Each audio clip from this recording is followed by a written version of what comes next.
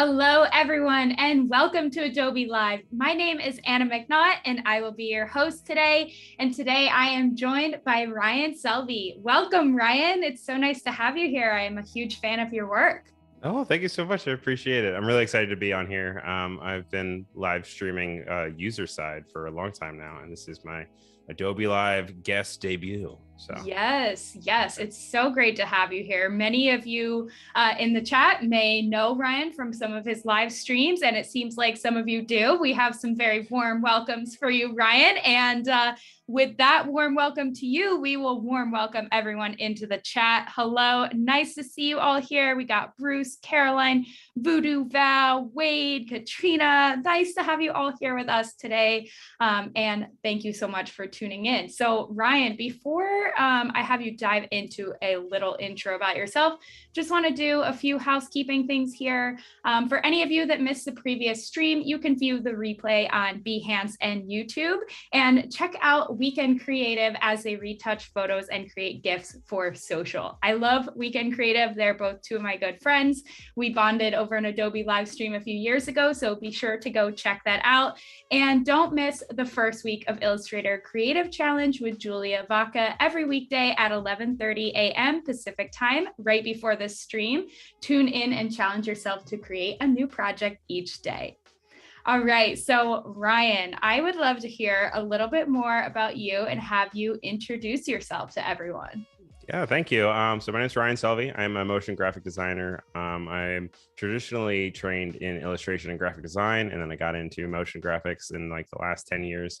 And I love making things move. I love cartoons. I love the idea of things that have personality and character to them. So a lot of my animations and designs are very bubbly and I don't want to say childish, but I would say they definitely have a young flair to them. It's fun to create in a new and changing environment. Obviously the internet has been around for a while, but it's constantly changing, ebbing and flowing, and it's cool to find all the new places to find design for. And that's kind of what we'll be working on today. That sounds amazing. Yeah, your work is so fun and like colorful, and you have so many different styles too, which I find really intriguing. With like on your Instagram page, I noticed you have like some paintings, and then you have some design work, and then I really love that you're willing to experiment. So maybe it looks like you have a plan here, but maybe you'd be willing to show that a little bit first. Yeah, sure. It's just definitely a product of just trying to find things to fill time with. I stream 3 times a week on my own channel, Tuesday, Wednesdays, and Thursdays normally. Wow. And sometimes it's like, you don't want to just do the same thing over and over again. So it's fun to really switch it up to make myself uncomfortable, but in a good way. And I love that. Also just find new ways to expand my skill set. When I went to school, I went to art school, and the very first year, you're not supposed to declare your major because they say that a lot of people are going to switch their major. And since it's an art school, you have to do one class of a bunch of different stuff. So I had to do like a painting class and a sculpture class and an EMAT class. And I kind of like to still try to integrate that kind of flexibility into my life these days as well. So. That's super cool and very inspiring. Where did you go to art school? I went to a school down in Baltimore. It's called Maryland Institute College of Art, and it's a great school. It's fun. Yeah, I actually was looking into MICA. Oh, were you really? Where'd you end up going? I went to SCAD. I almost went to SCAD. Oh my God, so crazy. Yeah, that's Passing awesome. ships. Yes, I know. I ended up transferring to Ithaca College to do their photography program later on. But Ithaca's gorgeous. Yes, I am glad you know it. Yeah, that's awesome. But yeah, that's really cool. Sounds like you had a great experience there. Yeah, no, it's it taught me a lot. I met a lot of really great people. I still talk to a lot of my professors. And I'm up in New York now, but Baltimore will always kind of be home to me because I grew up in Maryland. So yeah, that's so great. A big hello to Jack in the chat and Wade. They're 2 subscribers. I know they're also big people in the Adobe Live, so everyone else here knows them as well. But I do appreciate their support and them being here. Yes. It's good to see everybody. I pulled up a canvas that I have of a very sketchy storyboard that we're going to be working on today. And the idea that we're going to have is taking the storyboards, creating vectors out of them, and then probably tomorrow adding some motion to them. And I want to get back to everybody. So what we're going to be doing is creating essentially a story for Instagram or TikTok that you can use, and we'll upload the templates to the replay. And you can then take your own work and replace it, and just have an excuse to share stuff. Because something that I even realize a lot about myself is that I've recruited for companies, and it's amazing how frustrating it can be that no one really advertises themselves. And then I then reflect on myself and I say, oh, I should advertise myself. And then I feel spammy and I feel like there's not a good excuse to do it. Or I don't know, the right tone to set in order to share my own work. So I want to give you guys an excuse to share your own work, both polished and unpolished. And hopefully you can use this to your advantage. So, yeah. Awesome. That sounds great. I'm super excited to see what you have in store for us today.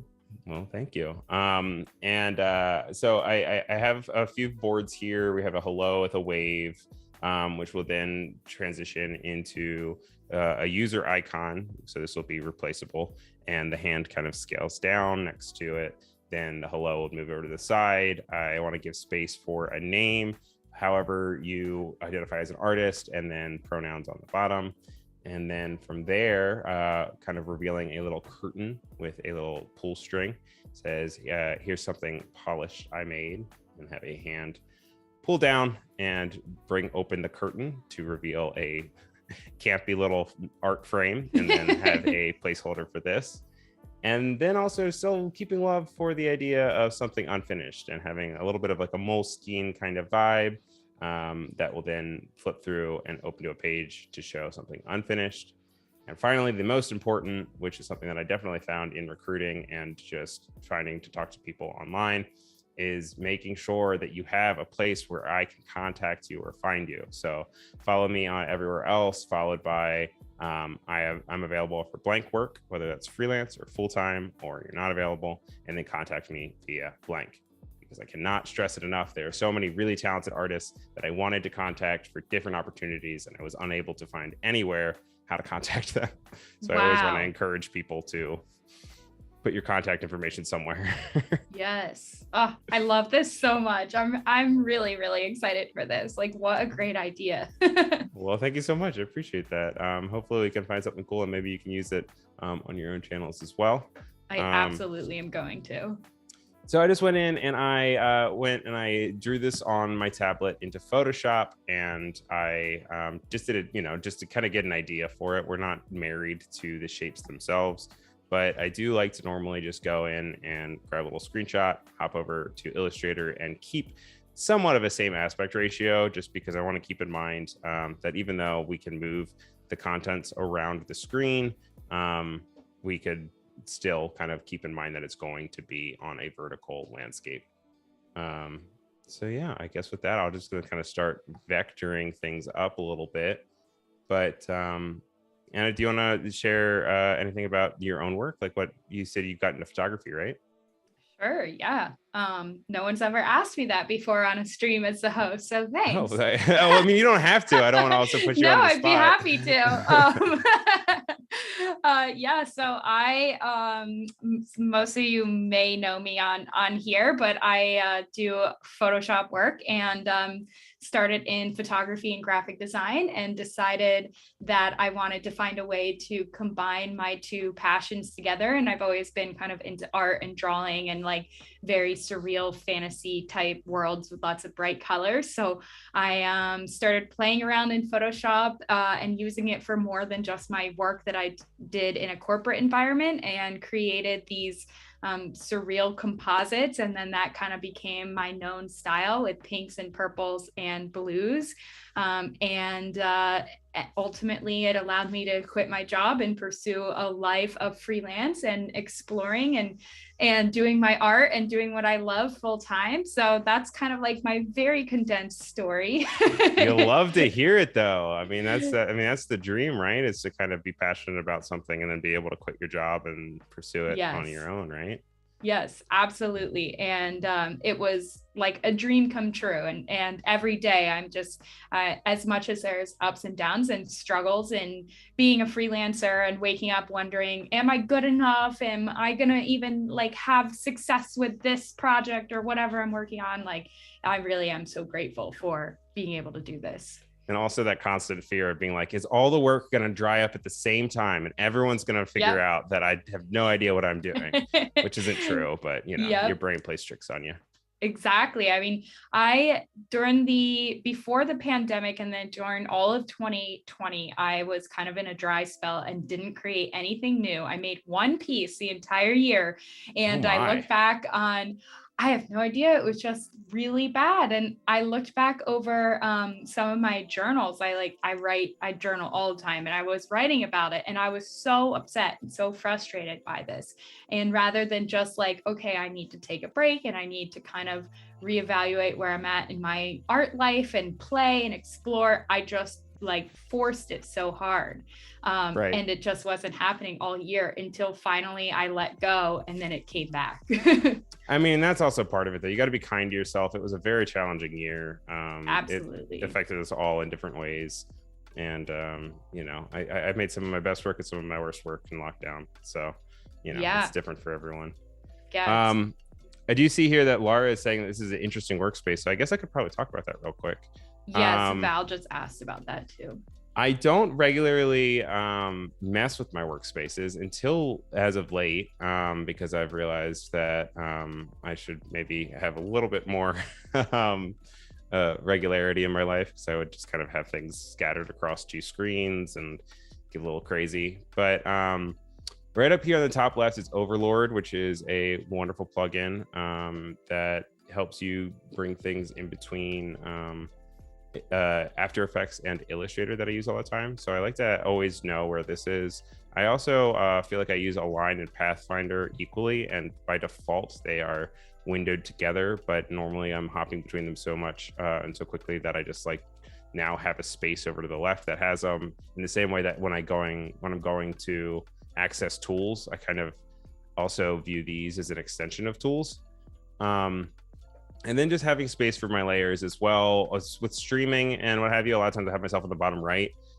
So it's kind of a product of both keeping that in mind of normally my face is down on the right, but also just giving it the space to always be there while also having my properties panel, because my properties panel is a go-to and always really resourceful. And I like to make it have the ability to be as long as it wants to be without getting too crazy. And then over here, I just kind of have a few ones. I mean, I use libraries a lot. One thing, and we'll be touching on it later, about libraries that I've recently did is I added a library just for social icons, because I feel like I often grab these and download them 1,000 times over. And so I recently just made a little folder for them. And then now whenever I want to do them, I can just go and I can drag them in. And that's super helpful. And then that is so genius. only took me like 15 years to get there. And then also, if you're sleeping on libraries, you're sleeping on the good stuff. As soon as I kind of figured that I was going to learn libraries, which isn't learning much at all, it's kind of just acknowledging that it's there. As soon as I did that, it can speed up your workflow so much. And then last but not least, I have Now Project, which you guys can see that I kind of pulled up. I have a subscription to it. You can either pay for it and not have to credit the creators, or you can actually get all the icons for free as long as you do proper accreditation. And it's really cool. You can just kind of search whatever you want. So I can say balloon, and it will just pull up icons on icons on icons. Wow. And then you go and you can tap it. You can bring it in, insert it. You can change the colors of it. Obviously, Adobe Stock also has their icon library, which is super resourceful. I mostly use Noun Project as a reference or as a starter point. Like I like to put it to the side and then kind of create my own. But it's all just a matter of kind of using all the tools at your expense and going from there. Yeah, that's really helpful. The Noun Project seems like a game changer. Yeah, no, I mean, I had a teacher actually recommend it to me when I was in school, and it's also really great to use for when you're coming up with concepts and you don't know how to represent the lowest hanging fruit of a concept. And so not necessarily even when you're using the icons themselves, but if I'm like, how do I visualize this? If I just punch it into noun projects, I often am like, oh, okay, cool, that works. Oh, I love that idea. And did you say, is it just for Illustrator or can you use it in other? Yeah, it also is available for Photoshop as well. I believe it's even in like After Effects, but I don't really use it in After Effects because it kind of gets messy with the idea of linked files. But that's just my workflow personally. It might work for others, but not for me. So, you know. Wow, what a game changer. I'm gonna use Right? that for sure. Rob saying libraries have really developed over the recent upgrades to Adobe products, it seems, or I'm just discovering the power. That's how I felt. I was like, does everyone know about this except me? How long has this been this powerful? I know. I feel like it definitely has kind of upgraded recently, because I know for a while it wasn't properly syncing, and you'd put something in and it'd take like a couple days for it to show up on your other devices or in other programs, and now it's just so flawless. It's the beauty of the cloud. Yes. Everything's becoming one singular thing. I know. I mean, it's about time. I'm like loving the ease of use. Right? It's so funny when you ever draw hands or make hands. It's always like you're constantly battling that connection of, does it look alien, does it look cartoony, or does it look approachable? Yeah. I think you're missing a finger. Yeah, you got to get the 4 fingers. It's that it's that cartoony vibe. I like to do say I did it over here too, just the little 4 ones. Oh yeah, and, okay. I was like, yeah, maybe that's why it looks alien-esque, because it's only 4 fingers, but I like it. No, I've also have a very heavy influence in my own branding and design to be very outer space, because I just realized I like sci-fi stuff. I am with you on that. You said that you like surreal stuff. What is your favorite like surrealism story? My boyfriend really likes Lord of the Rings. He can tell you everything about all of the canon. He's reading all the other side books and stuff. Wow. What kind of fantasy and surrealism do you like to get into? I guess I should not use the word fantasy, because it always goes into the realm of like Lord of the Rings and like that kind of fantasy. I'm much more like outer space, dreamy, like Avatar land type fantasy. Heck yeah. So apparently Avatar is about to show their first look like within the next like 24 hours or so. Whoa. There's a Disney Expo happening right now, and they all got handed out 3D glasses. And so the rumor is that they're going to get a first look at Avatar 2, which comes out in December, which is wild. Oh, wow. Because that's been a long time December coming. of this year? December of this year. Wow. Which is just crazy, because it feels like the Avatar sequels have always been a joke that kind of has been like, it's happening, but yep. One day when we're 40. Yeah, exactly. Oh my God. I was just actually thinking about that movie and how like inspiring the colors are. I was thinking about it yesterday. So it's funny that we're talking about it now, but yeah, that's going to be exciting. Have you ever gone to Disney World to like see the Avatar land? No, but I've heard it's incredible. I've seen pictures. Have you? Yeah. I live in a Disney family. So my dad's always itching to go, and we've been, and it's feels like you're on another planet. It's really, really neat. Would recommend, especially if that's your bread and butter. Yes. I think you would have a great time. They even have fun with the food, and they need to figure out kind of like how to work with like the idea of representing aliens. But outside of that, everything else feels great. Yeah. Which Avatar we're talking about? Voodoo. We're talking about the alien one. I'm sorry. Yeah, I know. It's always like anytime you Google Avatar, like I'm gonna sound so naive with all that, but I don't even know anything about the like video game or cartoon or I don't know. Ooh, I kind of like Alfarn. I don't know if this is nice to share or not, but I go onto Typekit and I just like activate everything. And they're like, are you sure you want to activate that? It'll slow down your system. I'm like, doesn't matter. I want to flip through them all. Let's do it. Yes, I don't blame you for that. Okay, so you said your favorite colors were blues and purples, right? Yes. So maybe we should do like a blue background. What kind of blues do you like? Do you have a favorite color blue? Yeah, I like a teal, almost greenish blue, like that middle, yep, right down a bit. Yep. Up a like bit. around here. Up to the tippy top right corner and like down a little more in the greens. In the greens, okay. Right? Up a bit, or sorry. And then put the picker in the upper right corner. That's usually where I go. That's where and you're then going. a little greener.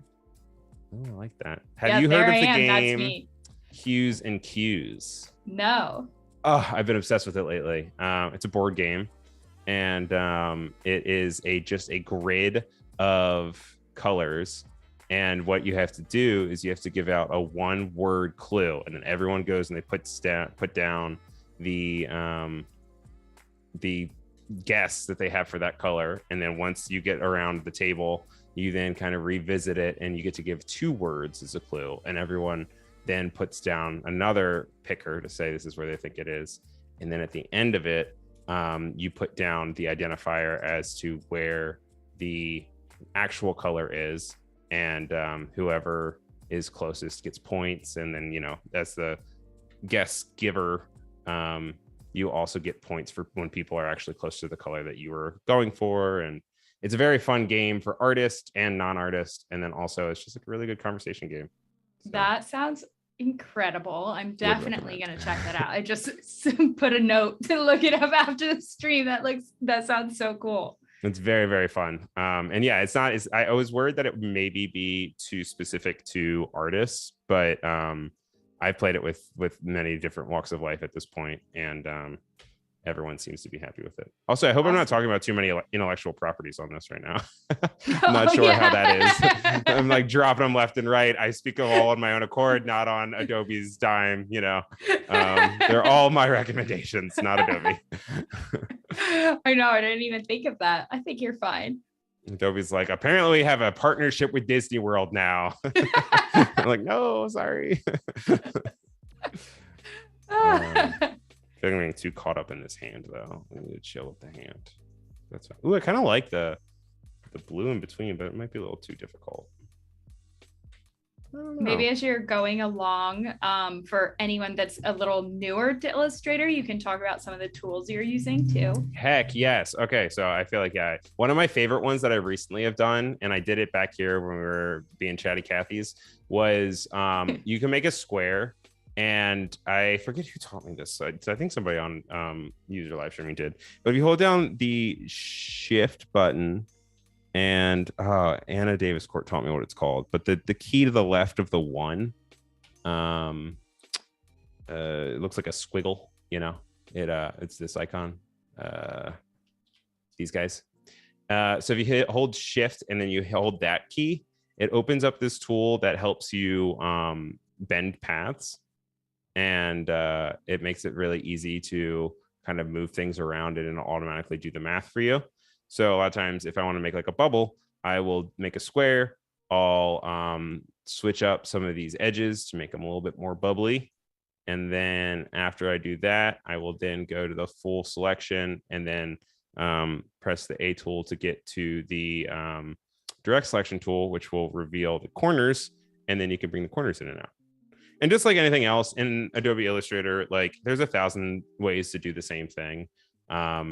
And you could also use like the bulge tool. You could inflate it in many different ways, but I feel like I have more control when I do it that way, which is just preference. But it's really up to you, whatever works best for you.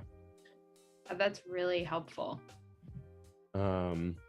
Voodoo is still going on about the Avatar show. That's another one that my boyfriend's really crazy about, is like the Avatar like Last Airbender, and I do know that they do have something coming out on Netflix.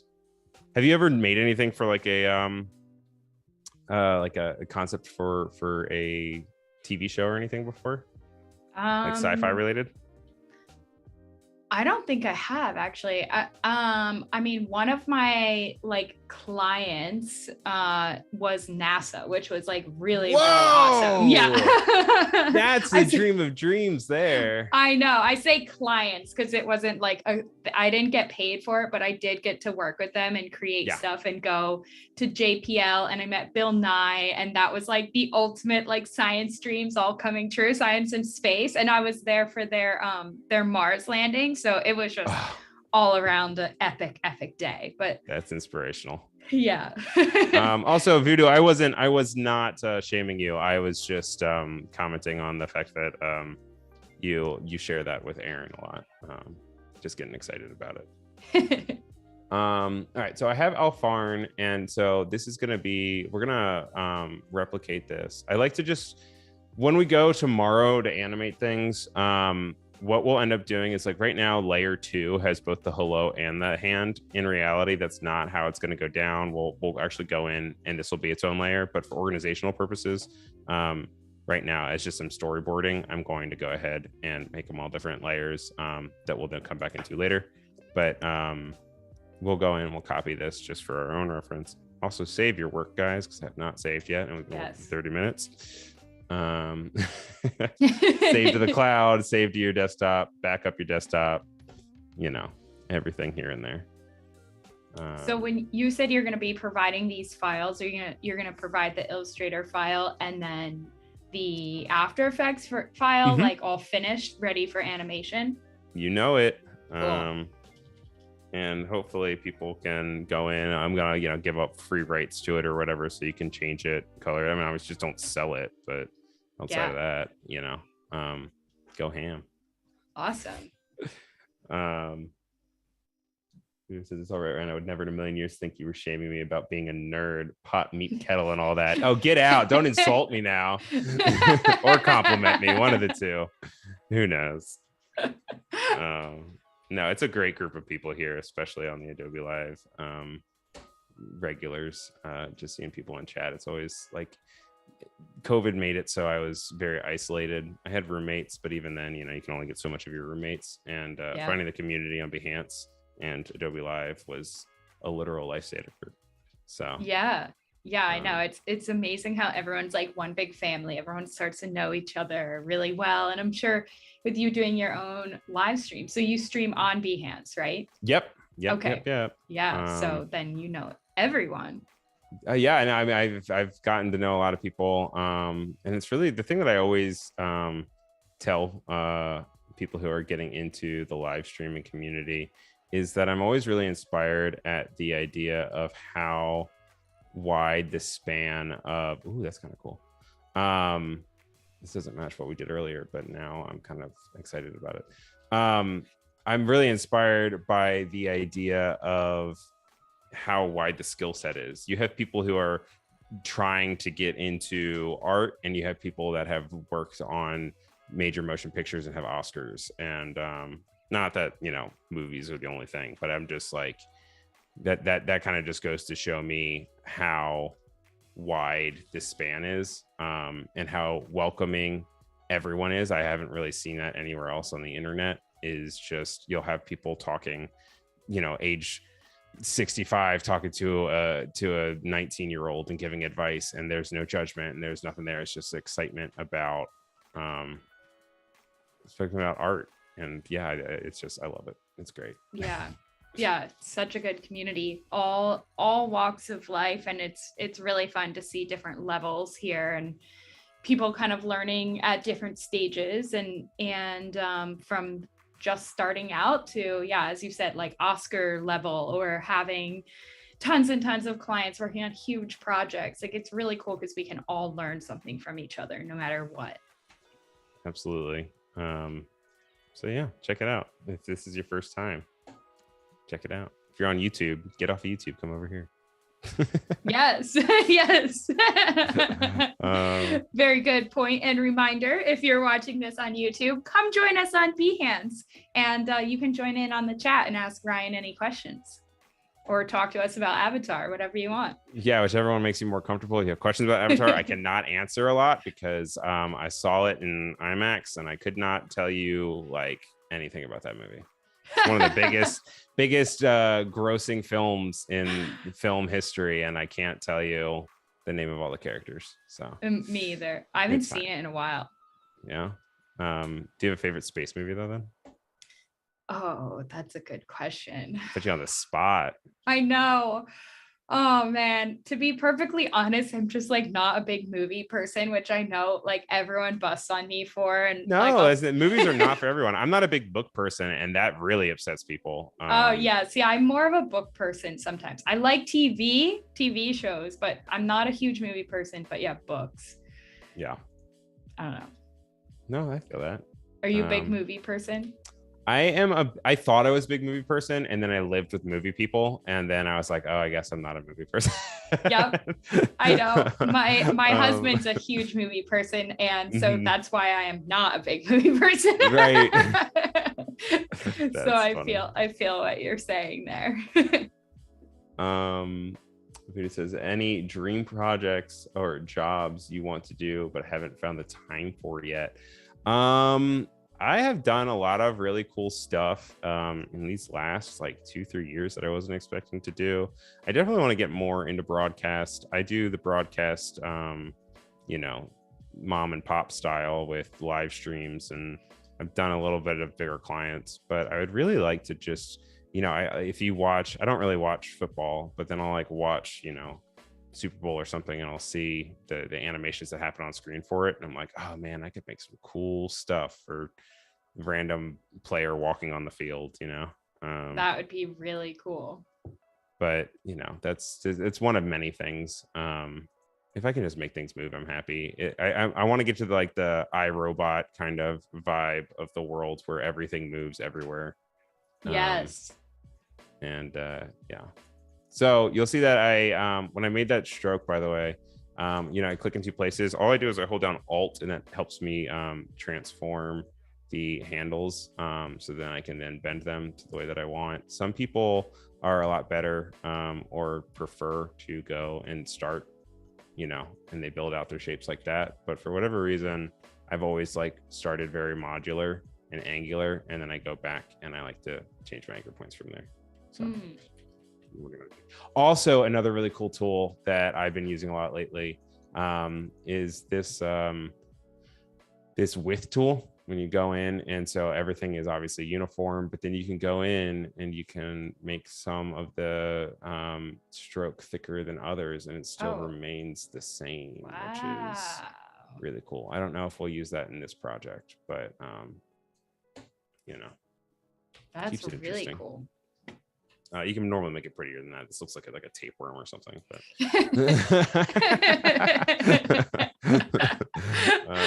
I was thinking about worms actually as you were making. I was like, that definitely looks like some sort of worm, some sort of bacteria. I'm not into it. Thanks.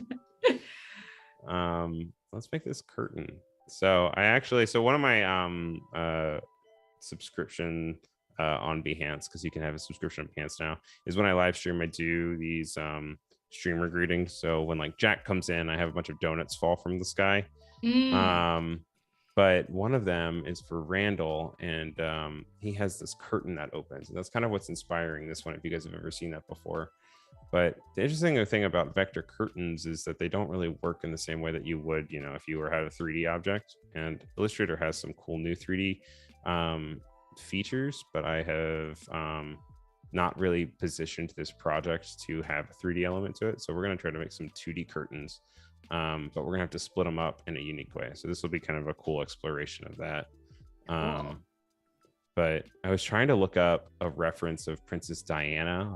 There's this one thing, she reveals this thing at a hospital in the early 90s, and it's this really tiny plaque on the wall, but they put up the curtains just so she could walk over and pull it, and I was like, I want that.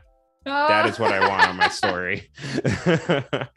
That's so perfect. Becca says width tool is low-key my favorite Illustrator tool. Oh yeah, what would your guys be your favorite Illustrator tool? Yeah, that's a great question. I like the radial stuff. I'm a big radial guy, and like going to object and doing repeat. So you could do like a radial and mess it around and kind of have these come up and come down. Those are always really nice to have, or even just the grid for those. A lot of my stuff I like is very kaleidoscopic, and I do a lot of that in After Effects, but if I have an excuse to be able to do it in Illustrator, I will find it. Jack says that's like picking a favorite child. I can't do it. Aaron gets mad at me because I pick a favorite nephew all the time, and I'm kind of verbal about it. And he's like, "You can't do that. They're gonna get older and figure it out." I'm like, "Ah, okay." Like, whatever. They just have to fight over it then. Okay, you'll have to spoil me. Okay. I love that. Just kidding. Love all of your nephews and nieces and children. Whatever.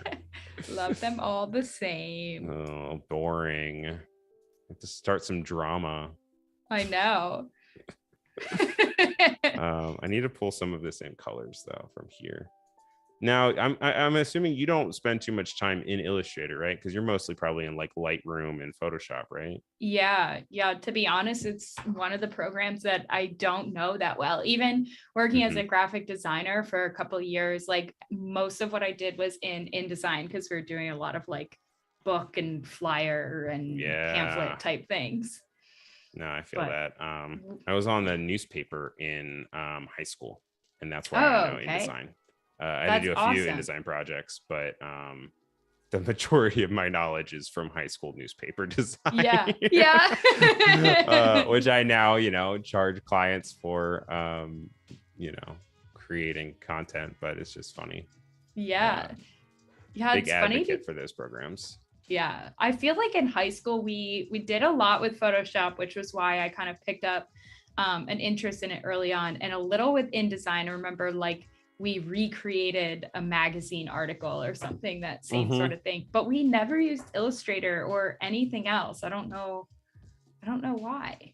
I'm also really interested to see how that changes, especially I know like Adobe's having these really cool explorations into web-based programs and app-based programs.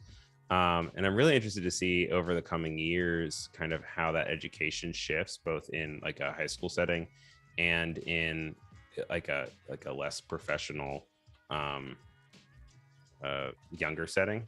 And also how we keep up, because we're getting older. I don't like to admit it, but it's just like always having to stay up to the new stuff, which hopefully there's new stuff coming out soon, but we'll see. I know, always having to refresh. So what I just did is I took a regular line, and I wanted to have it be curvy, so I went into my FX panel and I went to distort zigzag. By the way, guys, I apologize about my weird menus. I have two very different monitors, so my aspect ratios gets weird. So your effect should not be this tiny. That's just my computer. But I went to distort. I went to zigzag. I went and made it smooth, and I brought it up and down. But even after you do all of that, you'll notice that you go and it's still just a straight line. So what I need to do in order to make it editable is I'll click into here and I'll go to Object and Expand Appearance. And that will then take it from a single line into the line that passes through the shape that I want. Then I can very easily kind of pathfinder it to this curtain or work with it in other ways. But yeah, use that a lot, definitely. Cool. Oh yeah. So yeah, no, InDesign is not my favorite, not because of it not being a good program. I just don't have as much patience for large text organization. Yeah. I'm much more of like, okay, how can I have the least amount of content on screen at any given time? I'll make it animated so I don't have to worry about positioning it on screen and letting it work together. But that is a very much like a product of, like digital screens, and then having the flexibility to do that, because, if it was born 10 years earlier, it'd be like, well, too bad we're putting out a magazine and it can't move. This isn't Harry Potter. So yep. I know, everything would be laid out on a huge table. Yeah, right. We did have to do a like a letter set course in my graphic design 2 class, and we went to Globe Posters, which you guys should check out. I don't know if they're still in business, but they were really big in Baltimore back in the day, and they did all these really popular event posters, and they did them all on these giant machines, and we had to learn how to like manually set type. Wow. And it was really inspiring and cool, but I also was like, oh man, maybe I wouldn't have been a graphic designer if I was born younger, because like this stuff is, you know, it hurts my neck and my back and takes way too much time. So who's to say what my profession will look like in the coming years as well? I know, because now our backs hurt from sitting in our chairs all day long, like hunched over our laptops. Right. I need recommendations for a good chair, by the way, because I got this chair right before the pandemic, and it's a horrible chair, and I have just been riding it out. And I have to put a seat cushion on it and everything. Would not recommend. Yeah, I know. I'm in the market for one too. Whatever we have here is pretty comfortable, but I feel like we all need chairs that we can sit in for like 15 hours a day. Although right? I hate to even say that, because no one should be at a computer for 15 hours a day. Right. I know, but I mean, as long as we acknowledge it, you know, it's more exciting. So. Yep. By the way, I love your study. It feels very moody, and I feel like I could like really like do profound work in that Thank room. you. Thank you. I can't take credit for it. It's all my husband at work. He made it very like moody and dark, and it's so cozy and perfect for live streaming. We have sound panels and lights. Oh, that's nice. Yeah, it's really great. Right before we went live, we were talking about how your husband is recently using your computer though for all his editing needs. Yep. So, I mean, you know, I guess he needs the space to feel productive when he's using your stuff. I know, he's taking over, man.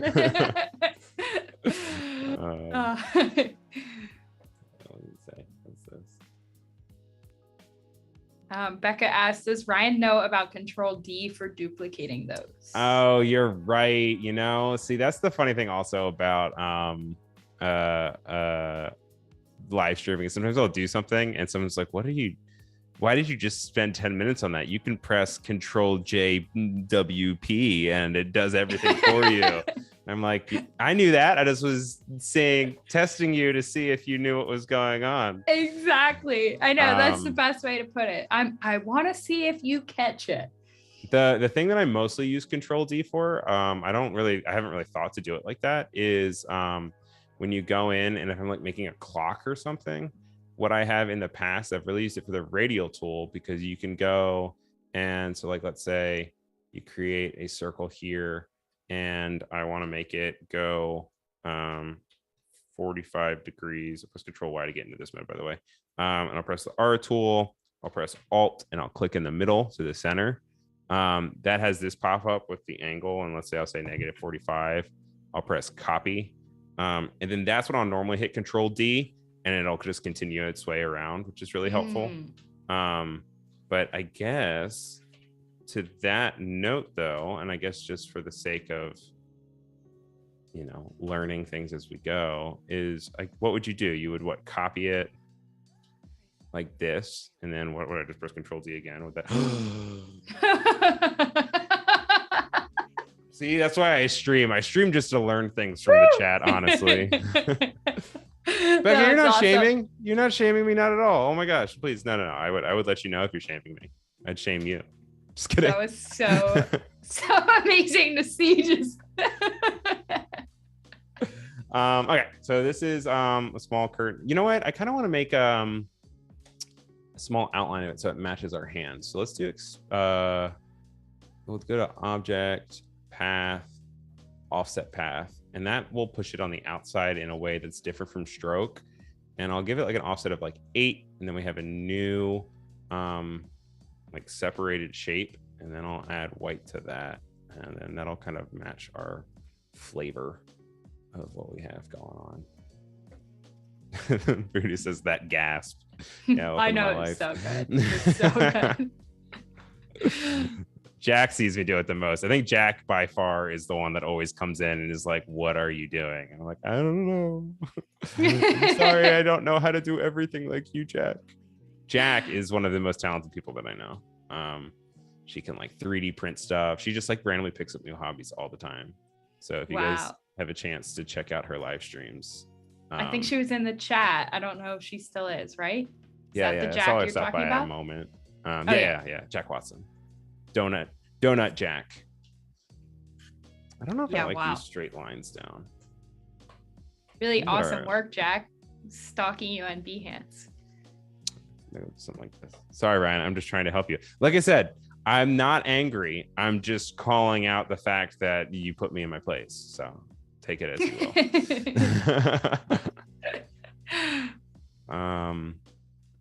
By the way, if you guys have any questions about weird things that I do on the screen, please do not hesitate to say, wait a second, what did you just do? I got into Photoshop when I was in 6th grade because I don't know if you guys remember this or not, but there was a website called Zanga. It was like LiveJournal. And I wanted to create the layouts for it. And a friend of mine was on AIM and she made something for me. And I said, how did you do that? And she got me into Photoshop. And then that kind of inspired me to everything else.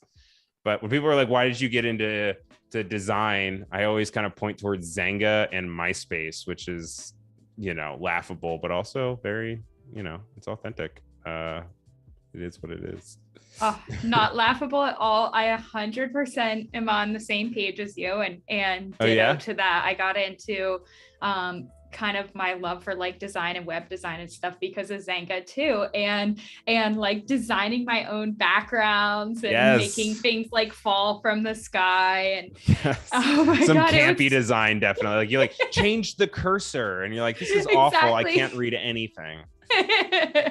Oh my God, it was so much fun. It was like the very early days of kind of like the crazy web design type stuff that we see now. And I remember having like all of the colors that I use now. And I always changed my music based on my mood and based on what breakup I went through.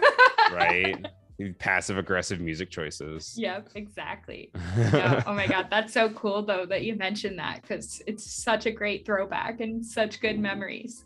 It's just like, I also kind of wonder, I hope that maybe kids today are inspired by maybe like a TikTok filter or something, and they get into it because of that.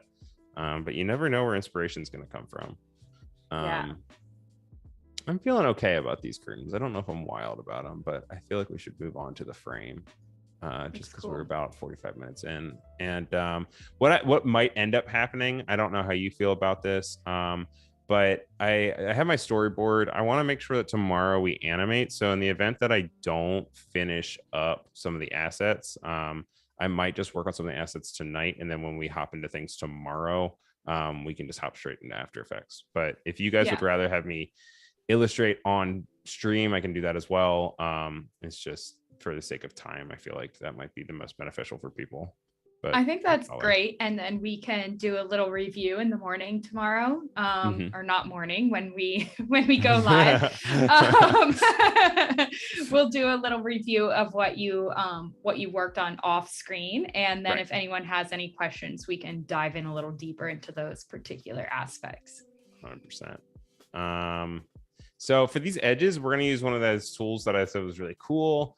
We could do the handy dandy Control D tool, but I kind of want to experiment with the distance between them. So I'm going to create just this shape, which is, I made like a square and I rounded out the corners.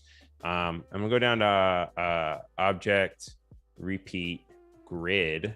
And it'll give me these controls, and these controls are super handy dandy. I'm going to hide this square just for now, so you guys can see what's happening. But if you go, you can either bring it out or bring it in, kind of like this as well. You also have the ability of these sliders, which bring them closer and farther apart, which is super helpful, both up and down.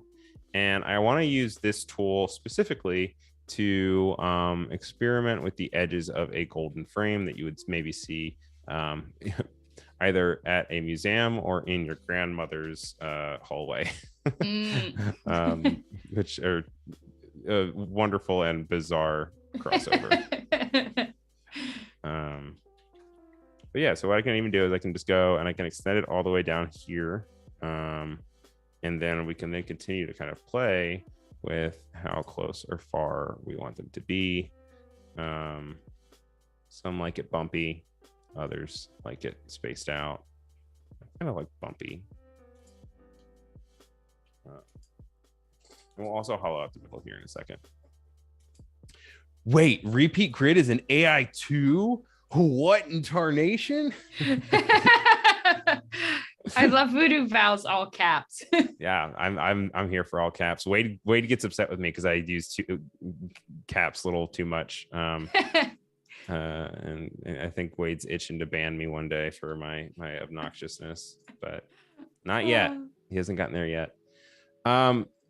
Josie said what tools are you using now in AI, and that is the repeat grid. So just real quick again, make a tool. Make a shape. You go to here. You go to repeat. You go to grid, and yeah, you can move things around. It's super helpful. It doesn't only do grids as well. You can also do my favorite, which I don't get to use often actually in practice, but is you go to repeat and you can do like radial, and that's when you can really like have fun with making things move around. And you can even mess with it like this, so you can change how many there are. You change the center of it, you can blow it up, it gets real fun. So many cool things. Also, Josie, that reminds me, do you know the song Internet Songs by Blink-182? Because the song starts with Josie, and it makes me think of that. Because that is shamefully one of my favorite bands. Very, very 2005 throwback. I know some people will be like, 2005, Blink-182's 90s. But you know what? I was in middle school in the 2000s, so that was when they were cool to me. Yep. I love Blink-182. Such a good throwback. I've seen them a few times in concert. Oh, what's awesome. The best concert you've ever been to before? Oh man, that's it. Yeah, you have some good questions. Is that okay? Is okay. Yeah. Also, if I'm being too chatty, we can also I don't know what Adobe thinks of it. I'm totally enjoying it. Let's see if the chat likes it. I think you have some interesting things to talk about and say. So let's see, best concert. It's really tough because I've been to a lot of music festivals, and those are obviously always amazing. Which ones? So I haven't been to Coachella, but I did Outside Lands and Bottle Rock a number of times and loved those. Outside Lands, that's cool. Yeah, that was. I don't know Bottle Rock, but it's a smaller festival which is now getting bigger in Napa Valley, and it's always fun because that was probably the best show was the Red Hot Chili Peppers being in the fourth row. Fourth row! Oh my gosh, you must have gotten there so early. We like squeezed through, and that was absolutely man, that sounds incredible. Terrifying. That sounds claustrophobic, to be honestly. It was scary. It was a bit scary, but a life memory nonetheless. Yeah. And then we got to see Tom Petty twice there. So that was a very it's a good lineup. Yeah. Oh, the lineup is incredible every year, and they have good food and good wine, and it's like and also festival design is cool. Oh yeah. Like both on stage, that's a dream job right there. I actually had the privilege of Firefly. They actually got bought by Coachella. They are in Dover, Delaware, and it's the one that I've been to the most. I think I've been there 3 times, but I had a friend of a friend who was lucky enough to perform there, and she reached out to me, and I had the privilege of creating the background for her as she performed. Some of the artists that you see at these festivals have the coolest motion graphics. Yes. Muse in particular. I thought Muse was like an okay band. I saw them live, and it forever changed my perception of them. Muse is such a creative band, both their music and their experience to kind of like what they create. If you have a chance to ever see them, I would definitely recommend it for both the music and just, the things that they show, which is really nice. Yeah, that sounds so awesome. I know the visuals are always incredible. I remember I went to see Bass Nectar and the visuals for his show was like unbelievable. And I Yeah. remember just being like, oh my God, this is and that was in college before I was creating the art that I make now. And I think it like subconsciously influenced me because I remember being like, oh my God, I want to make something like this. This is so Yes. powerful. And like this butterfly coming out into these like fractals. And it was so cool. It's really cool to be able to interpret music and be able to create a visual representation for that not only reflects the music that you have going, but also is adaptable and able to like, you have to make it with the idea that you're not going to be able to sync it up perfectly. So you have to, kind of keep that in mind and be like, at any given moment, I can be offbeat and will the visual still be cool? Totally. I saw a question about the corners. I was actually, Misty asked, how do you get rid of the little extra bit on the corners? What I did for that is I go into the radial thing, the grid, and I just mess with the adjustments a little bit. What you can do also, which I was kind of thinking about doing, is we can go back and we can do that expand. And when we expand it, it'll give us the option to turn them all into individual objects. And then when you do that, you could go in. But the only disadvantage about that is that then you no longer have the flexibility of having that like adjustment for the grid. So probably before we finalize it, I might go in there. But for right now, I just want to at least have it be a like a frame of sorts for now. But cool. Yeah, I hope that answers the question. It kind of does. It kind of doesn't. But I'm doing my best. I actually have a question for you about some stuff on your Behance and like some of the line weight or the line work that you do, like the pickle that's animated. Are you doing all of that line work in Illustrator? Yeah. So I wonder if I can, let's see if I can do this. No, I don't have it there. I don't want to pull anything up on accident. I am currently working on one of those stream greetings for that person that I made the pickle for. That's his his go-to. And I can actually pull up the one that we're making right now. We're putting that pickle into a pickle jar, like a hot tub. Cute. His name's Dylan Bailey. Great guy. Has been always really supportive. But I like to go in here and I can even like break down kind of how. Oh, I might have even flattened his hand. Let's see. I'm gonna go ahead. I'm gonna bring this out. You'll see that these are strokes. Normally I'll bring this into After Effects and this will be a rubber hose, which is another great extension by Battle Axe, the people that make Overlord. And it's a really good rigging tool. There's a bunch of really good rigging tools. There's Do It, which I believe is free, and some other stuff. I just got to know rubber hose when I used to work at an agency.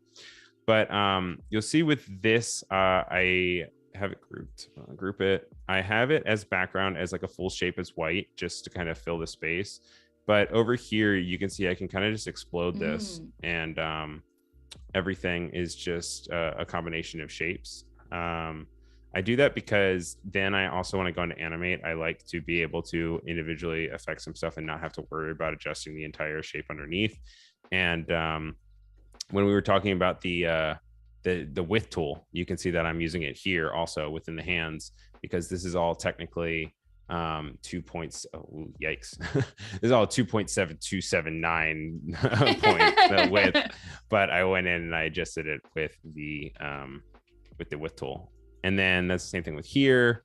I'll have different groups of stuff, like since I'm animating it, I have the jar all as one. There's different opacity. But no, yeah, Dylan has been a really great supporter, and he's really let me kind of just have creative freedom with exploring anything as long as it has a pickle in it. So yeah, that's where we're at. It's so cool and interesting to see the process of doing the line work and stuff, because coming from like an art background, I draw everything in terms of like the line by drawing it out, and then seeing when people work in Illustrator of each thing's really thought of as its own individual shape. and Right. each line is like its own thing. And so that's really cool. And when you start working on a project like that, are you working from a sketch of what you already kind of have in mind, or is it literally you're working from base shapes? Yes, it's definitely comes from a sketch, like even with kind of how we did this, with bringing up like a very rough sketch. I have to hunt it down, but I have a inspiration sheet with the pickle, surrounded with a bunch of Cuphead and Mickey Mouse inspiration, and then of course like pickle jars. But it helps to start with a Photoshop sketch for me and then kind of bring it from there. But everyone works. I mean, there's some people that I watch on Behance that just completely start to finish in Illustrator, like Anna McNaught. She does some stuff in Illustrator. I'm just like, oh, how do you? Okay, all right, sure. Yeah, that's Why like not? so incredible, so beyond anything that I understand and comprehend. So cool. But I mean, I'm sure I could say that about plenty of stuff for you. So we all got our own stuff. Very true. Bruce asked if you have played with Adobe Animate. Adobe Animate, previously known as Adobe Flash. When I was younger, I tried to get into it. It kind of had my eyes glaze over a little bit, just because, like, even in After Effects, I get a little winded from the idea of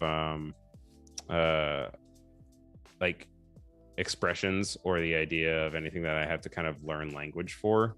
And within Animate, I kind of got intimidated by it. That said, I've seen some really cool stuff with Animate, especially with streaming.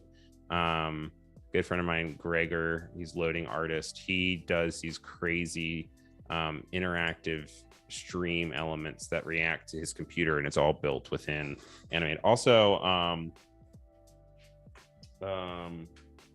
Tom, what's his name? Tom, he has the duck or whatever. He also does that as well. And so you can do some really cool, like, active stuff. Also, Character Animator, as Voodoo was mentioning, your Super Duper has tried to get me into Character Animator. It's just like, I'm trying to learn so many programs, and I'm just, only so many hours in the day. But there's plenty of exciting things that can come down the line. I feel that. I feel like that's the hardest thing about being a creator that wants to do all sorts of different things, is learning all of the different programs. And I'm like, right. There's not enough hours in the day, and I have 9 million courses piled up on my computer and Behance streams that I want to watch. Right. And I don't know how I necessarily feel. I have mixed feelings. There's a lot of professors that'll say, like, it's important to be good at one thing rather than be a little bit good at everything. But right. where that might have been true in the past, I think it's changing, honestly, because I think there is kind of a need to be flexible and be able to kind of throw everything together. And there will always be a space for people that are really good at one thing, because we're always going to need experts. But also, if you're somebody who is inspired by a little bit of this, a little bit there, I think there's nothing wrong with that. I guess that's also me just justifying my own interest. No, I'm the same way. And yeah, I definitely agree with that. I think that especially in the world that we live in now, of like so many different things on social media and constantly seeing how people create and do their art. And I think it's good for us to want to experiment and try things. And I think because then it helps you expand on that one thing that you're really good at. For example, when I draw and play around on my iPad, it makes me better in Photoshop because I see how light works on certain things, or how to create a better composition. And then it in turn makes my art that I'm really good at 10 times better. Right. Absolutely. I want to get an iPad. I have played with them in the past, but they weren't as good as they are now, when I did. And I had a friend come over, and he was playing on his Apple Pen in Fresco. And I'm like, oh man, I need to get one of these. But it's just one of those things. It's like, but I also need to get more camera equipment for streaming. And it's kind of like, it is always of the lesser.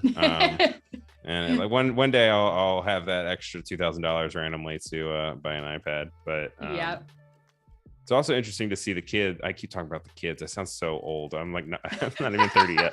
But I do see like the Those kids like kids. using iPad apps more and more to do things that I am comfortable doing on the computer. And that's always kind of crazy for me to see as well. Oh yeah. And just that there's so much power in these small machines that you can, pull stuff off that you previously needed a computer for. Totally. And people creating art on their phones. Like I just worked with Photoshop Express for a job and had to create an entire piece like using my fingers. Yeah. And it was the hardest thing I've ever done. And I'm like, so many younger creators do it like this because they don't have a computer, find it easier to use their phones. And I'm just like so impressed by that. So with Photoshop Express, I know you said it was the hardest thing you did, but now that you've done it once, do you think that it would be easier when you hop back into it? I think so. Yeah. I think it's, it's also a generational thing, kind of like you were saying, like, it is harder for us that, my nephews, they do the classic thing where they swipe on top of books and you're like, no, those are different things, dude. It's not an iPad. But I know, my gosh. It's so sad. And I have caught myself making that mistake where I'll be drawing on paper and like double want to control tapping. Z. Yeah, like what am I doing? Like 2-finger tap. Yeah, like why am I tapping on my piece of paper? But yeah, what happens when kids think that that's what a paper does? But I mean, in their lifetime, probably is what a paper will do, and like, I'm constantly in that struggle as well of like, oh yeah, no, it is kind of scary that kids are so comfortable with screens, but like at the same time, they'll be able to run circles around us at age 9 just because, they're learning how to code in elementary school now. Oh yeah. Which is just wild to me. I'm trying to think if I did anything interesting while we were talking. Making a dollar bill, which hopefully maybe I'll make it so that you can change the symbol just in case people are in different countries. But that's something I did. I made a compound path and I put it inside of a clipping mask. And the reason I made a compound path is because compound paths help you cut things out of other shapes as like a whole. So like I didn't necessarily do too much of it, but let me see, locked, I think. We'll do this where I make like a circle and another circle and a third circle and blow it up. And like, let's say that I want to, I'll change the color to make it easier to see. Let's say that I want to take this and I want to get rid of these two guys from here. If I were to highlight all 3 and use the Pathfinder tool and use the minus front, they updated that. Never mind. It used to be where it would only take one out. And so what the solution to it is that you would go and you'd click the 2 and you would make it into a compound path. And then with a compound path, you'd be able to pull it out. But Adobe's always on top of it. And I guess they got, I guess I just haven't adapted. Speaking of being behind on the times. So. Oops. I might use this typeface for the dollar bills, Alfam, which is on Typekit. Does everyone have favorite Typekit fonts? Because let us know in the chat. A bunch. Alfam seems like a great one. I mean, they have Proxima Nova, which is an easy one. I tend to just go with whatever as I'm scrolling through, looking at them. I'm like, ooh, that one's cool. And then I forget their names, even if it's one I use all the time. Like, it's about the 10th one down. Something with a J, you know. I'm the same way. But I'm the same way with people too, though. I recently started using an app that you can take notes on people. Oh, tell us more. Yeah, it's not an Adobe product or anything, but it is it's called Dex, and it just lets you go in and like it syncs with your contacts, and then you can go in and I could be like, I talked to Jimmy and Jimmy is really excited about an upcoming project. When I talk to him again, I'll look at this and then I'll like remember to ask him about it. Which I'm just like, I'm so old at this point. I have to use it. That's like incredible and so sad at the same time. 100%. But it can be resourceful, especially when you're networking. I mean, we talk to so many people these days, especially online, virtually. It's like impossible to remember everyone, and you don't want to hurt anyone's feelings and make them feel like you don't care about them. You're just like, I've talked to 40 people in the last hour. I appreciate you, and I don't want you to think that I don't listen. Yep. I just have a horrible memory. I can't even remember the names of my fonts. Yep. I think that's a really good instance to use it in as a networking thing. I remember writing on business cards what I talked to the person about. Remember the days of business cards? Right. I also have a cool thing called a dot that lets you like tap the card to the back of a phone, and then you can like share your network information, which is cool. And I have my Behance and stuff on there. I really like that. Yeah. I'm thinking for this dollar bill, we'll then take the user icon placeholder that we have at the beginning, and we're gonna put it right on in the middle of the dollar bill. So it'll be your own bucks. Yes. So when you say that you're available for work or whatever, you can do this. Now I am going to group this just so that I can then easily make a clipping mask out of it so that he doesn't pop out the bottom like that. And this would ideally be your picture. I guess we could put something like, I guess we don't want to put bucks on there or something, but it could be helpful for something later. We'll have to play with it and see how it looks once I start putting people's faces in there. If anybody wants to be the guinea pig tomorrow for how things look when you do a template, reach out to me, let me know. And we won't put you in the final project files, so you won't be distributed to everyone. But I will do it on stream so that I will have some real faces. That's not just my face. Cool. And then people will be able to come in with the file and obviously like change colors, font choices, everything pretty much, right? Yep. And we always label our layers, which I've done a horrible job at doing today as an example. Sorry, Ben Marriott, I'm sorry. But when we go to make sure that we distribute it, we'll make sure that it's all kosher. Cool. Funny money. Oh, that'd be fun. Call it funny money. My circles are not properly placed and I need to fix it somehow. Let's see. So my boyfriend's working in the props department at a TV show, and he sent me a picture of a bucket of money today, and it's fake money. Oh. But they needed it for the TV show, and he's like, "You need anything?" And I was like, "Yeah, everything. Bring it all home." But I thought that was kind of cool. I'm thinking about that as I'm like making this fake money. Yeah. That looks better. I kind of like those circles more. Yeah, that looks good. Did you mention this when you were talking about, I think maybe this was how you were cutting out those circles from the background with what you were talking about.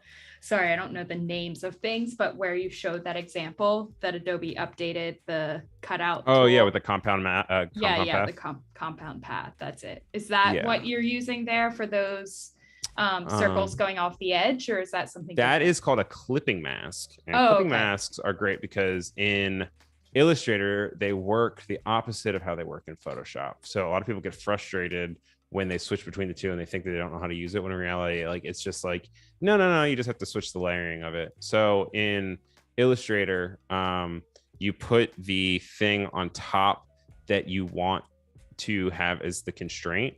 So like, I want this green to be in blue, so the blue goes on top, and I go and I create a clipping mask, and it'll get rid of the blue and I'll just put the green. But over in Photoshop, if I were to do the same thing, we want to first create a fill shape, and I'm going to put it up to the top. What you would do in this instance, if you want to then take something like this, and change this to a red. If we wanted to put this, you actually take the ellipse and you would right click, you put it on top of the rectangle, and then you go up to here and you go create clipping mask, and then it puts it in. So the top goes into the thing on the bottom. Subtle change. It makes a lot more sense because of just like you would think, oh, why don't they make it the same in both? It works this way because when you're in Illustrator, you're normally working with shapes and you're like cutting things out of other things. Whereas when you are in Photoshop, you're working with pictures and you want to kind of see what you're working on as you bring it up. You just, once you kind of remember it, it works out for your benefit. But cool. Yeah.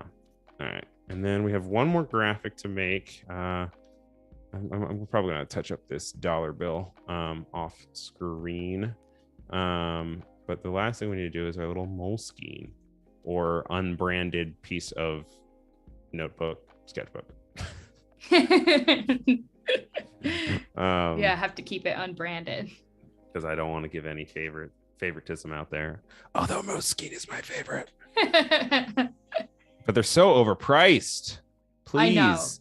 Please sponsor me, Moleskine. Please. Yes. Please, we're begging you. I know, I feel that. Rob said, does anyone run into Photoshop issues when working on a stock image of real money? I've hit that button where I get some sort of fraud warning. And yes, this happened to me. We were doing this really stupid flyer where it was like, save tons of money. And the money was like falling from the top of the page. And I got the stock images. I was all set, bought them, and couldn't put it in Photoshop. I heard that, and then someone told me that, and I tried to do it, and I could pull it off. So I don't know what triggers it, or maybe they just like don't have faith that I could pull off like any fraud, and so they're like, "Oh, he's fine. He doesn't know what he's good." But I had heard of that, but I haven't experienced it myself. But you ran into it. What was the solution that you ended up doing? Did you just like? I think because we had like a big dollar bill that was coming up. I forget if it was like on the bottom or something. That was the one that we couldn't use because it was flat and like looked like real money that you could cut out. And so I got in touch with the stock site we were using and told them what happened. And so they gave me credit to get something else instead. And then we got money where it was like kind of folding over as it was falling, so it didn't look like flat, and then that worked. So it didn't trigger the automated and sort of catch-all for fraud. Yeah, but super interesting. You're like, I was working on this product where I made fake money to buy things, and it didn't work out. I couldn't do it. It's so weird. I have to figure out another way to do that, I guess. Unfortunately, maybe next time. Coming up next on Adobe Live, how to make fake money. Just kidding, of course. Gonna get notes after the show. They're gonna be like, please don't do illegal things. Like, no, I would never. I promise. I'm sorry. No. We've been watching that show Good Girls on Netflix. It's like super cheesy, but they have That's not the Lizzo one, is it? No, or I think it's Big Girls or something. Oh, it's something girls, like GRRRLS. Yeah, this is just Good Girls, and they work with this gang it's kind of like a comedy and funny, and they print money and then they launder it, and it's hilarious, and it's just really entertaining to watch and how they figure it all out, and we're like, oh, okay. They always make it look easy on like Ozark and stuff, and I'm like, this would never. This 13-year-old is not laundering money. I don't know what you're talking about. Exactly. I know. Another really great show. The final season comes out on Friday. Oh. Final part of the season. So that'll be interesting to see. Because I love that show. I also love Jason Bateman so much more than I used to, because I just have more respect for him now because he directed it or whatever, which is unfair because comedy is so hard, and it gets totally ripped off as far as being taken seriously. But for whatever reason in our psyche, we just take drama way more seriously and admirable than anything else. Yeah, totally. By the way, what I did right there also is another thing that I found out later in life that is super helpful. Is I made a square as I deal with a lot of these tips, and wanted to separate them equidistant, go into the direct selection tool. I normally just press A, gives me a little white thing. And I'll select the two that I want to use. I'll press S, which is the scale tool. It'll show me very faintly here because it's blue on blue. I'll actually move it up so you guys can see it better. I'll press S here, and then there has this little blue indicator for the path center, and then I can drag it left and right, and it will scale it properly, far and close to each other. So it's another simple tool. And I did that just so that we could make it look like the pages are coming out a little bit more. When we build it in After Effects tomorrow, I most likely will make them into 3D layers. But this just helps us for now to be able to kind of visualize what it's going to look like. It will get cropped off the side of the screen like this. So I really don't even need this shadow, but just for viewing sake. It's so cool how it starts to come together and look like a real notebook. And I love the way you made the little elastic thing squiggly as it's hanging off. It's so accurate. Yeah, a little bounce off, the thing that I definitely use all the time. Definitely don't just put it in the back pages and forget about it. Exactly. That would be ridiculous. Especially when it gets all stretched out like that. Yeah, no, it gets pretty nasty. So we have the money, we have the frame, we have the curtain. This is the sketch of the curtain. We can get rid of that. We have this little area. Thing is, I do switch between typefaces, and I probably should make. How do you guys feel about this being used for hello? And then this Druk being used for the body copy. Is that too weird since they're not different enough in Alfarn and Druk? Or what do you guys think? Yeah, let us know in the chat what you all think. I think that it might be too similar. You think it's too similar? I think so. So maybe we do just make these into Druk then. And then not Druk, we make these into, I already forget the name, Alfarn or Alfam.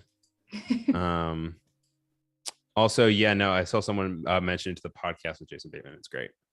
It's him and like 3 other actors or 2 other actors, and they bring on other very famous people. I'm like, oh, it must be nice when you're famous. You can just be like, oh yeah, my guest for today is casual Conan O'Brien. Like, okay, cool. So next Adobe Live, we'll have Conan on. Just give it some time. Yes. I don't know, because maybe this needs to be. I know I was talking about Proxima Nova earlier. Proxima Nova also is kind of getting tired because a lot of people are using it. That's the thing that stinks about a successful typeface, is as soon as other people use it too much, then it's like becomes a little bit too ubiquitous, and then you're like, oh, but now it doesn't look. It looks too much like a template. It no longer looks like a piece of custom made content. Yeah. It's such a silly human thing. But no one wants to use the lobster of the world. Smartless is the name of the podcast, not Ryan. Thanks, Wade. Thank you for clarifying. I didn't know we had to clarify, but here we are. It's out there now. I do kind of like it better if this is not lowercase, though. Yeah, I'm a big fan of caps. Yeah, it's just like if you have enough content, though, it then gets a little too much. So it's like this weird, delicate balance. I think this works. I'm worried about the size of this typeface, just because I don't know how long everyone's titles are going to be. True. Fonts are like so tough. I know. That's why I thought I didn't want to get into graphic design, because I didn't have a passion for typography as much as like my counterparts in school. And I was like, oh, then I must not want to be a graphic designer. But then I realized it's just there's so many different aspects to design. And kind of like what we're talking about, like you can really get in and get out of whatever you want. And it's like, yeah, just because it seems like you have to know type. It's good to know type principles, but you don't have to have it be your everything in order to be a graphic designer. I want, I guess, younger kids to know that. Yeah, that's definitely a really good point, because I feel like I started straying away from graphic design because I was a little intimidated by type and picking one, and because you can be like, oh, this looks good and this looks good and this also looks good, but none of them are the best choice. Yeah, you know, you can just like keep going and going and going, and so it's a tough balance. Let's see. Oh, what is this thing?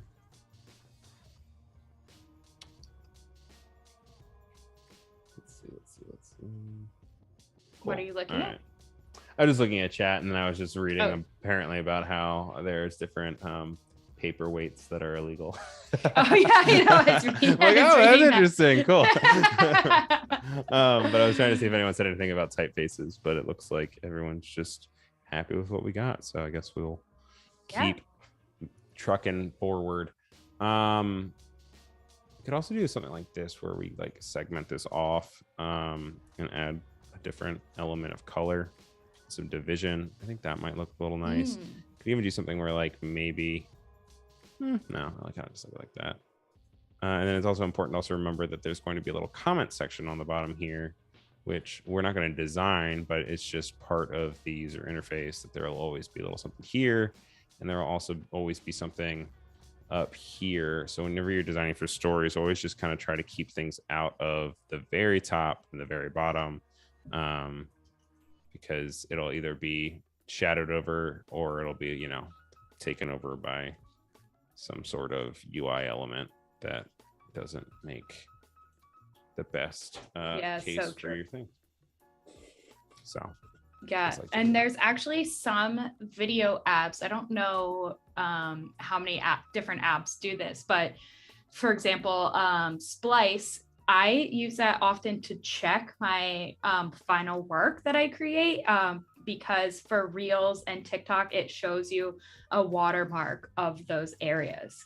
So I've used that. Yeah, I've used that often for Reels to make sure that everything is like lined up and not covering anything. No, it's you know, it's always changing, and it's always something you want to keep your eye on. I mean, if you make, you know, good enough work, it's not gonna, you know, break the design, but it just helps to take it to the next level. Just always keep it in mind a little bit. Yeah. Reverb Mike asked, wouldn't it be faster and less steps to make this in After Effects? Yes, it can be. It really comes down to your workflow. Sometimes the shape making in After Effects is less helpful for me for my own personal reasons. I'm trying to think of how to and then just as far as like organization as well, and just kind of like my comfort level, and it really comes down to like whatever you feel good about, honestly. But yeah, there's only some people that could do this straight from the top, right? Just entirely in Illustrator. I mean, in After Effects. But I don't know. I enjoy doing it this way. But you know, Mike is a guru when it comes to all things motion design. He'll often, if Jack is my person for Illustrator telling me how to do things better, Mike is my guy telling me how to do things better in After Effects. Nice. And he also knows about 1,001 different movie quotes. So if you have any words that you want to find a movie quote for, just ask Mike and he'll let you know. Let us know, Mike. What's your favorite movie quote? Also, the beautiful sounds of New York are coming through my window. So I'm going to shut my window real quick. Okay. So for everyone still with us and watching, we have a little less than half an hour here. And Ryan is just finishing up our beautiful soon-to-be animation that he is creating right now in Illustrator. So we're just moving along with that. Now we're going to get to the fun part of labeling all of our layers to make Ben Marriott happy. which if you guys don't follow Ben Marriott on Behance and YouTube and you're interested in motion design, you are missing out. That guy, he works with Adobe a lot, and he will teach you everything you need to know about After Effects for free on his YouTube channel. And it's such a resource. So make sure you check his stuff out. I mean, there's also like, EC Abrams is also really good. Evan Abrams, he does stuff on YouTube, and he also streams sometimes on Behance. So check his stuff out as well. Oh look, Mike has he has one to say that he doesn't even have a quote. He has a quote to say that he doesn't have a quote. So I don't. Wow. What can you do? That's good. I wish I had words, man. I wish I had words. So good. Okay. We'll do here. We'll change this to a dollar bill. We might. I was not expecting us to have time to hop into After Effects today, but I think we might be able to pull this off. We'll just do the very tip of the iceberg, which we'll then obviously explore in greater depth tomorrow. But yeah, it's kind of cool. Yes. And Annika asked, Ryan, how did you come about choosing the colors? That was my influence. At the very beginning, we were just talking about our favorite colors and favorite genres, and I had mentioned that she really likes purples and blues, so we're going with purples and blues. Also, hello to Annika. How's it going? Good to see you. Annika also streams a lot, and she's also on Adobe Live. So, also hi to Odari. I'm sorry I'm not paying as much attention to chat as I regularly do. That's okay. That's my job. Yeah, I just don't have as much flexibility of like normal. I'm like, cool, we're gonna stream for 4 hours today. It's not really in my say as much this time. Yeah. So how long are your streams usually? 4 hours? I feel like they're normally 2 hours, but Okay. if I really get into something, I can stretch it. I don't know what the longest I've ever done is before though. Something I'd have to look into. But it's amazing how tiring it can be. Absolutely. Both from talking and just from, I don't know, just existing. I can't imagine. Some people do 24-hour streams for like video games, and I'm just like, what?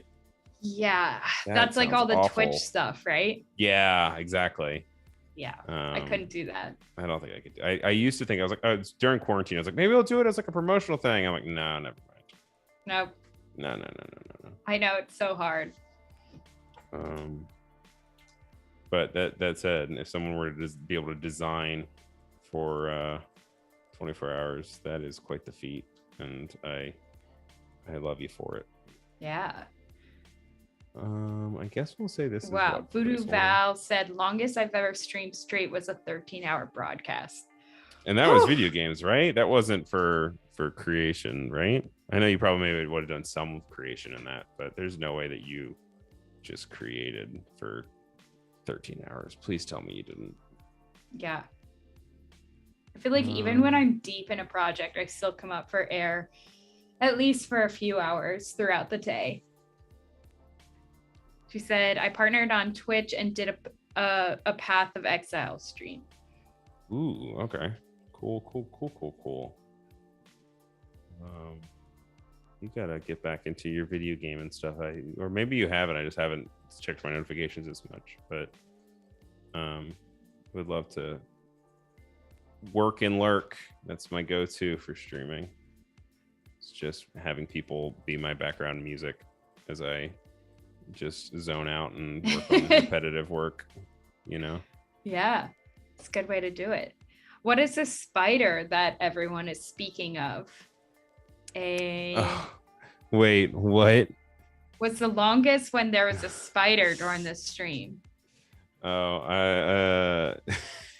was a time a long time ago on when I killed a spider on stream, and I was just like stopped in the middle of talking, and I realized there was a giant spider just like crawling down the wall. That might be what they're referring to. I got some flack for it because I did not save the spider, but it's a dog eat dog world, okay? Yeah, especially when they come into your house. Yeah, right. My mom always says, not in my house. You can live outside. Yeah, no, I definitely live with a lover, not a fighter, who always wants to save all of the beings. So I've been trying to not kill as many spiders, but you know, you can only do so much. Cool. All right. Sweet. I'm gonna save that. Do you guys like it? Love it. I'm a Looks professional. finished. Export it.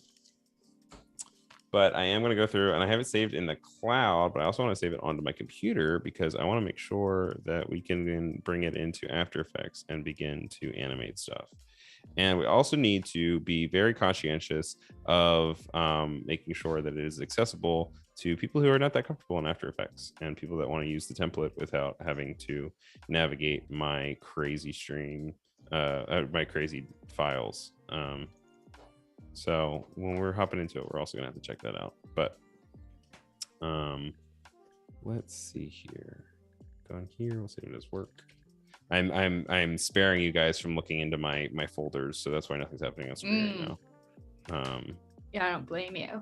You're gonna judge me for my over organization and my lack of organization. You know how it goes. Are you one of those people who let things pile up on your desktop, or do you keep I used to be worse. I used to be a lot worse, especially because I need to have linked files. But when I worked at my old agency and I had to pull things off of a server and save them somewhere and then re-upload it. Oh man, I used to throw things all over my desktop. Before we hop into it, I guess now would be a great time also to go over this workspace, which is even more chaotic than my Illustrator. The way that I bring in my projects is I'll keep my projects and my effect controls over here on the left, which is where they are by default. That's just kind of because where I've learned it. Tools stay at the top, my compositions here, and my render cues on the bottom. But as of late, I've been really trying to expedite the panels that go in and out of working in After Effects for me. You'll see Overlord is also here, which is the program that works well with Illustrator. We have that the motion right here is a really great Swiss Army knife of sorts of like adding ease and taking ease off of different keyframes when you're doing interpolation. It also helps you move the anchor points around when you have an object without having to change the positioning of it. And then you also have these sliders that help you with easing in. You have a bunch of different tools. If you explore down here, they all do a bunch of different like pre-automated things. And then you have the align, which is, you know, reflective of my Illustrator. Ease copy is a great plugin that you can copy and paste ease without actually grabbing the value. You can also grab the value of it if you want to, but I mostly use it for just making sure that everything is cohesive. We have simple text, which is really good for animating individual letters, words, or lines coming in and out. GIF gun helps me make GIFs. They just export straight from After Effects. You can adjust the settings, which is really nice. Paragraph and character are here for when I'm working with type. I like to have this as a panel for this. Auto crop changes the sizing of the composition. Keystone are just ones that help me move around with keyframes. Key fast is very similar to Keystone. That's why they're side by side. They do things like you can stagger the panels or the layers. You can have things slide up and slide off screen. Then we have our effects and our libraries off to the side. So wow, it is wow. took some time to get it all figured out, but we nevertheless have gotten a system down over the years, just because it can get really messy really quickly, and it's really helpful to just have some kind of consistency. Yeah, I was taking notes on all of the plugins that you're using. Yes, seems like it helps a lot. I have by all means been fortunate enough to work with AE Scripts and plugins who create a bunch of plugins marketplace, and I work with them several times a year to go through a bunch of their plugins for their sale that they have. And through live streaming for their sales, I have been able to learn a lot of the plugins and meet the developers and then be like, oh, cool, I could totally use this. And so it's been like a good way to, know the product as I've gotten into it. That's really awesome. Yeah. So I'm going to go ahead. I'm going to pull up our work that we just worked on in Illustrator. I'm going to go ahead and I'm going to drag it on over. I ended up making the canvas larger because the way that After Effects works is it will by default kind of crop what you have into the artboard that you have, which is normally helpful. But in our case, we want to have all of the composition. So I'll have composition and layer size and add it. It'll create a new scary looking story for us with all of our stuff. But now we also have all of our content. If I want to just grab it directly from the composition itself, that'll keep it in its own sizing, which is nice. But I'll normally just copy and paste it and bring it in somewhere else, and then we'll go from there. So, yeah. Cool. Let's start off. We are beginning, and I know we only have like 10 minutes left or so, but maybe we can get a little bit done here. And I can just show you guys what I'm doing. Yeah, you got about 14 minutes. So. All right. Whew, okay. We're going to finish the whole thing right now. No. No, also, before we even get started, we should probably save. That way, we always have a backup because it'll automatically save once we start saving with my intervals, which is nice. Now, have you ever hopped much into After Effects at all? I have a tiny bit. Yeah, I've tried to do a few different things, learned a little bit. I really wanted to get into it last year and then kind of fell apart, as we were saying earlier. It's one of those things where like I tried to take courses on it and it never worked for me. But as soon as I started piecemealing the things that I was just interested in, they kind of then became a structure for me to learn it. Yeah. But whenever I tried to learn it through like a course itself, I always lost interest. I was like, okay, that's too much. Me too. That's exactly how I've been trying to learn it through courses, and it's like it gets so boring because there's so many little things. Yeah. Like, oh, this is too time consuming. And so James is really good with After Effects. So I will often try to start something and then be like, can you help me clean this up? Oh, that's good. Yeah. It's nice to have that resource, but it's funny how irritated I would get with the silliest like criticisms of the instructors. Be like, I don't like how he swallows his spit after every few words, so I can't watch this anymore. And it's like, okay, grow up, Ryan. Like, oh, this is really helpful that I learned is so I just made 3 different rotation keyframes. We have the one that's the main one. I also moved the anchor point so that it moves from here. But I went ahead and I moved from here into here, and I was like, oh, when I played it, I was like, okay, it's a little bit slower. I'm not into it. We haven't added any of the motion curves or gone into the graphs yet, which is a whole other thing. But even then, I could tell it's too slow. So I highlight all of them and I hold down Alt, and then you can move the keyframes like this, and they will stay equidistant in their scaling. So it can be even more than 3. I can go like this, and like it's not gonna be the best animation. But then I can highlight all of these and hold Alt, and it will continue to kind of keep the same distance as you scale it up and down. Super helpful, especially as you're working with more and more keyframes as your project gets crazier and crazier. Cool. So yeah, we're gonna make this wave a little bit. Mike is gonna hop in here, and he is going to tell me to use a bunch of expressions, which I'll try to make him happy. Hey, Elizabeth Mack is here. He said you made the end, but just want to say hi. Well, thank you for being here. I messaged everyone. I was like, make me look good, please. Come to the chat. Please, just. So we're gonna loop out. I'm gonna say ping pong, which means that you want to loop the keyframes in the end, or just in between all of them. And if you go into (1), I believe, I think that'll do it. So it's just the last 2. Yay! Ah, so cute. And so what I like to do is, you don't necessarily have to do it because we have the motion, but I really do enjoy, especially like an older animation, like motion lines that give extra context. I think they're cute. I also recently read this news article about the upcoming movie The Bad Guys, which I believe might be DreamWorks. I'm not entirely sure. And the context of the article was that animation for so long has been, ever since Toy Story, has been trying to get to this realism. And it's finally now where it's so easy to get to realism. Like you look at, I don't know, like the water in like Finding Dory or whatever.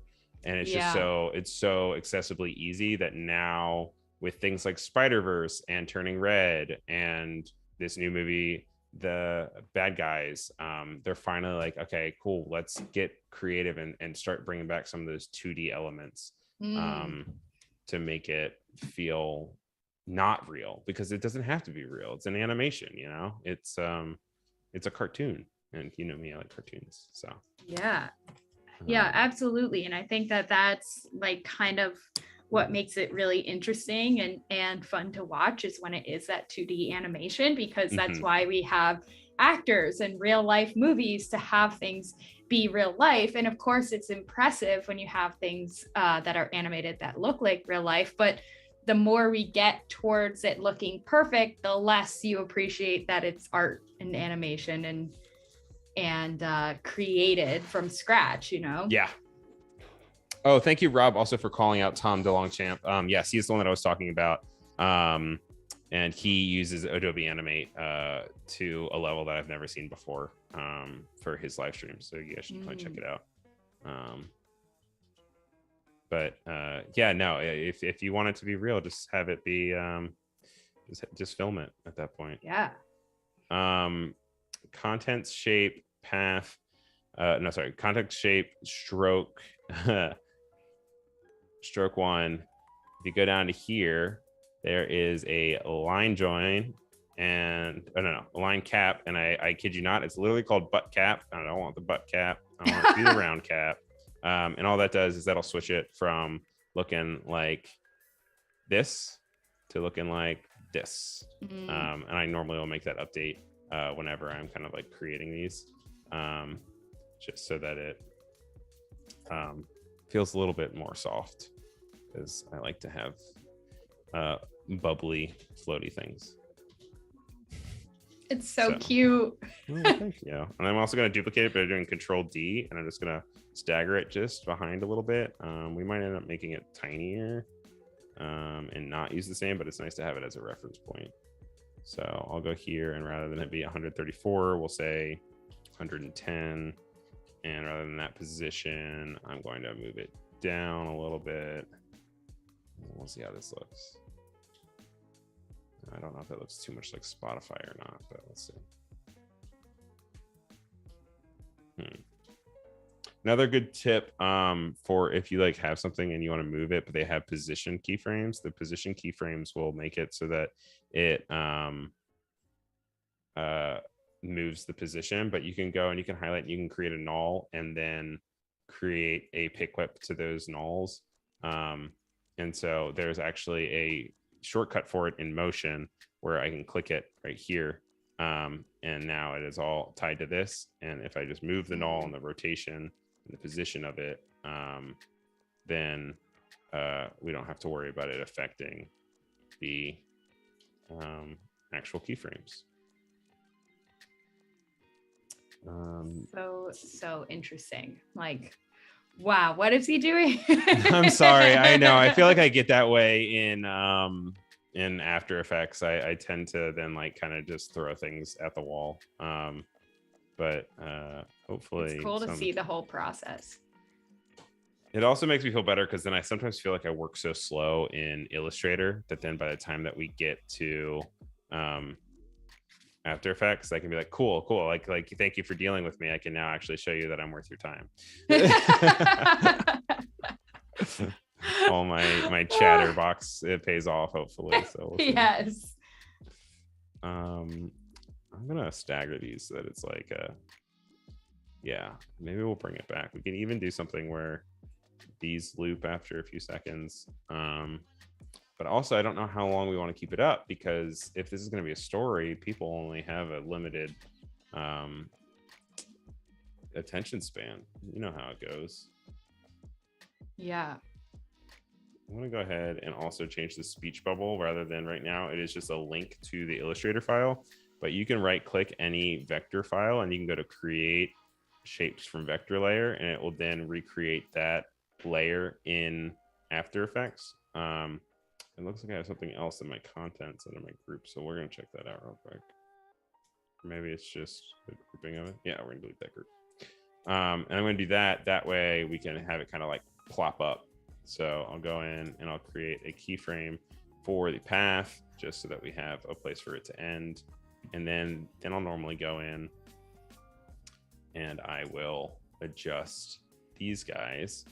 I learned through Evan Abrams way too late that you can then double click and then begin to play with these. But then I also, within the last year, started getting this cool new extension called PenPal that you can go into Window, Extensions, PenPal, and it will load your path into this little module. And then within this module, you can adjust the paths, the points, the tangents, and you can use a lot of the align features that you would see otherwise in like Illustrator or other programs that have little ways that you can flip things around, and it'll update it in the composition panel as well. So, hi Maya, how's it going?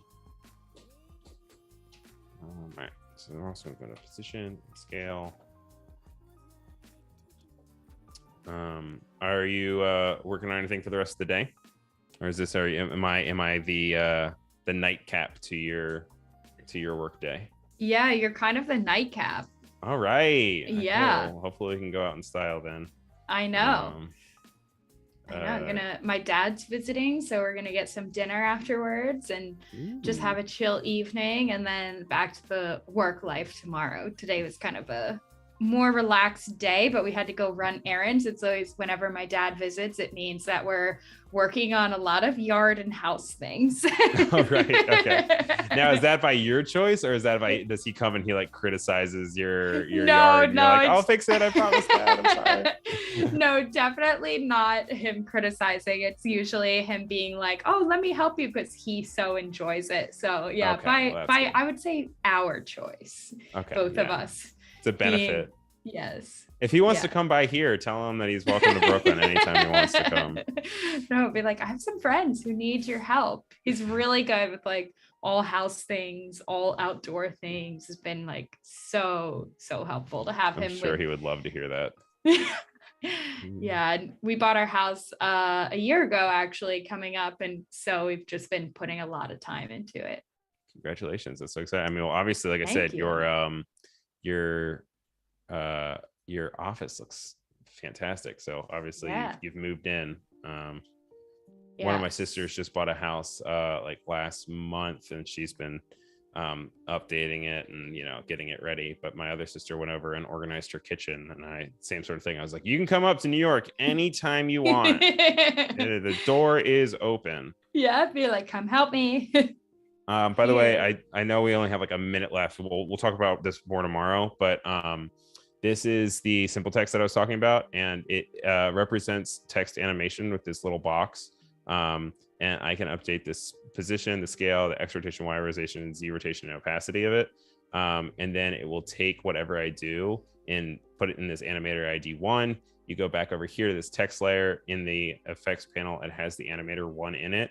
And then you'll see that since I just did a simple animation of it popping up, now since I went here and I clicked letters, it's going to animate each letter individually. So it pops up like that.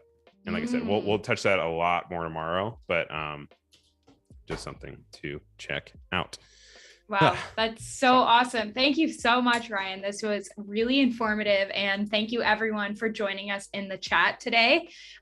Just a reminder, we will be back tomorrow at 12 p.m. Pacific time for part 2 with Ryan. It's going to be super fun. Going to do some more animating and finish up this design that we created today. Stay tuned for the Premiere Creative Challenge coming up after this with Fabiola Laura.